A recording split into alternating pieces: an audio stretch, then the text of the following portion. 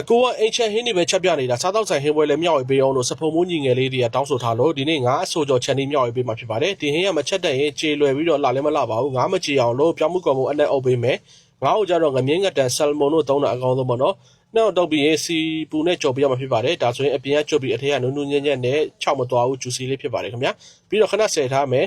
ပြီးရင်တော့အသီးရွက်စုံစုံလေးတွေနဲ့ဂျင်းကျွတ်သွပြူထည့်ပါမယ်ခင်ဗျာပြင်ဆင်ထားမယ်ပဲငမြကြီးထည့်မယ်ခရုသီထည့်ပါမယ်ရွှေစွန်းဟင်းခတ်မုံအချို့ထည့်ပါမယ်ခင်ဗျာ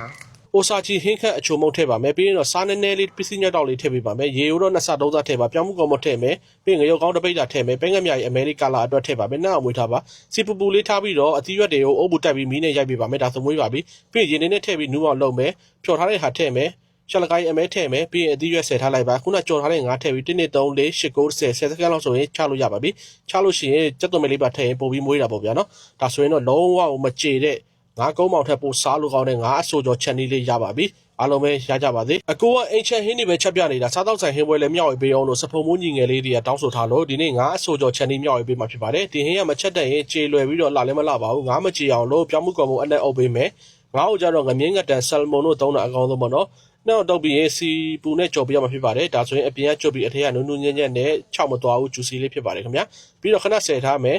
ပြီးရင်တော့အသီးရွက်စုံစုံလေးတွေနဲ့ဂျင်းကျွတ်သွပြူထည့်ပါမယ်ခင်ဗျာပြင်ဆင်ထားမယ်ပဲငမြကြီးထည့်မယ်ခရုသီထည့်ပါမယ်ရွှေစွန်းဟင်းခတ်မုံအချို့ထည့်ပါမယ်ခင်ဗျာ